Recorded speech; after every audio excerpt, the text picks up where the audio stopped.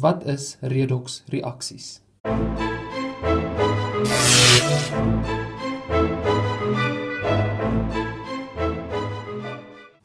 Okay, so 'n redoxreaksie is basies 'n kombinasie van 'n reduksie en 'n oksidasiereaksie. So kom ons begin net eers met 'n paar definisies van wat al hierdie verskillende goeders beteken. So ek gaan net hier vir jou skryf, daai beteken basies dis oksidasie en reduksie. Nou die definisie vir oksidasie is dit is iets wat elektrone afgee tydens 'n chemiese reaksie. So ek gaan hierso sê langs oksidasie, dit is verlies aan elektrone. En dan sal reduksie wees wins aan elektrone. So jy gaan nou basies kyk na elemente of molekules wat elektrone afgee of elektrone bykry tydens 'n chemiese gebalanseerde vergelyking. So daarso eerste ding, kom ons vat net 'n voorbeeld van oksidasie. So iets wat byvoorbeeld elektrone gaan afgee, is iets soos, kom ons sê, yster. As ons vat yster, 'n gewone ysteratoom, weet jy nou, is 'n oorgangsmetaal wat beteken hy het 'n klomp elektrone wat hy kan afgee, of hy kan moontlik ook elektrone bykry partykeer.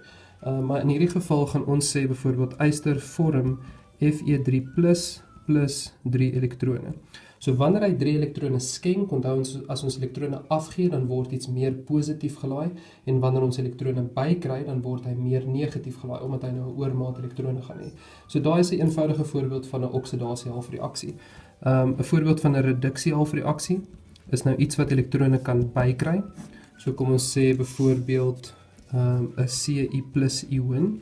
Hy is positief reeds omdat hy 'n tekort aan elektrone het. So wanneer ek nou vir hom 1 elektron gaan bygee, dan gaan hy 'n gebalanseerde koper word. En dan is dit 'n voorbeeld van 'n reduksie-halfreaksie. So tydens oksidasie word elektrone afgegee, dan skryf jy altyd die elektrone aan die produktekant, en wanneer ons reduksie het, dan is dit wins aan elektrone, dan moet jy altyd jou elektrone aan die reaktante kant skryf. Okay, jy gaan nooit skryf byvoorbeeld reaktant minus elektrone, omdat jy nou sê hy gee af nie. Jy skryf dit altyd aan die produktekant, want dit is een van die goed wat na die tyd beskikbaar is vir die res van die reaksie, of vir die res van die molekules of atome. Okay, dan die volgende ding is die verskil tussen 'n oksideermiddel en 'n rediseermiddel. Nou daar moet jy verstaan, as ek sê byvoorbeeld soos YouTube is 'n opleidingsmiddel, dan beteken dit jy word opgelei deur YouTube, reg? Of dit is vir my 'n middel om jou opleiding te gee, om jou te help om iets te leer. Nou presies dieselfde, as ek sê iets is 'n oksideermiddel, dan beteken dit hy veroorsaak dat ander stowwe geoksideer word. En as ons sê iets is 'n rediseermiddel, dan beteken dit hy veroorsaak dat ander stowwe gerediseer word, reg? Maar wat gebeur dan met daai stof self? As iets 'n oksideermiddel is, veroorsaak hy dat ander goed oksideer, en dit beteken hulle skenk elektrone, en dan sal hy daai elektrone aantrek, en dit beteken hy ondergaan selfreduksie. En wanneer ek sê iets is 'n rediseermiddel, dan beteken dit hy veroorsaak dat ander goed rediseer. So ander stowwe trek elektrone uit hom uit, en dit sal veroorsaak dat hy dan elektrone moet skenk, so hy sal self oksidasie ondergaan. Okay? So kom ons skryf dit net gou neer. So ek gaan sê, ekskuus, 'n oksideermiddel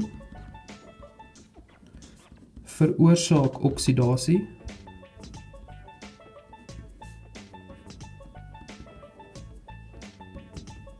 en dit beteken hy word self gerediseer.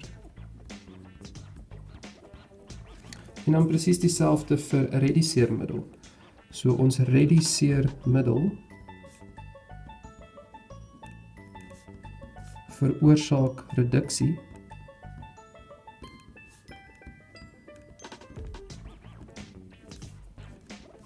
maar dit beteken hy word self geoksideer.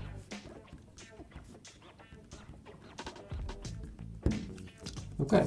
Met ander woorde, wanneer jy in 'n vergelyking gaan moet identifiseer wat die reduksie-halfreaksie is, dan sal dit plaasvind met die oksideermiddel.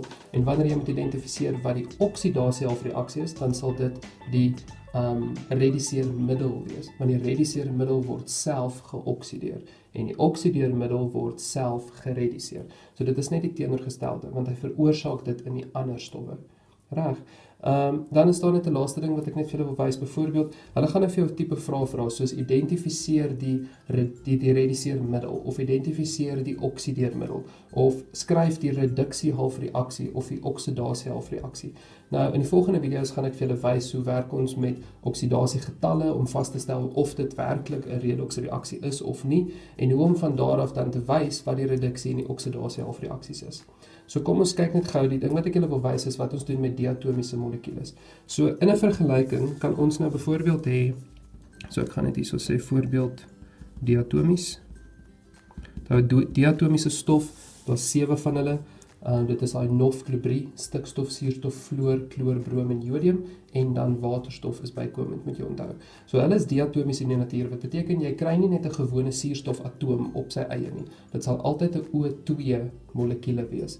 En wanneer ons gaan kyk na 'n suurstofatoom, soos 'n O2- byvoorbeeld, hy is negatief gelaai, of 'n suurstofioon althans, is negatief gelaai want hy het 2 ekstra elektrone. Nou, hy gaan nie net natuurlik so ronddryf nie. Dit is nou in 'n verbinding, hy sit aan iets anders vas, soos byvoorbeeld water.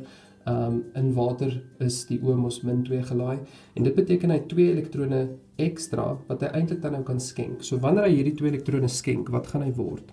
Hy gaan 'n gewone suurstof word, met 'n ekstra 2 elektrone. Maar nou moet jy onthou, jy kry nie iets soos net 'n gewone O nie, dit is diatomies. So al wat ons dan doen is ons verdubbel hierdie hele ding. En ons maak daai 'n O2 en ons sit 'n 2 hier vooraan sodat ek 2 suurstofione het, maar dit beteken ek gaan dubbel soveel elektrone kry. So ek kry eintlik 4 elektrone uit die proses uit.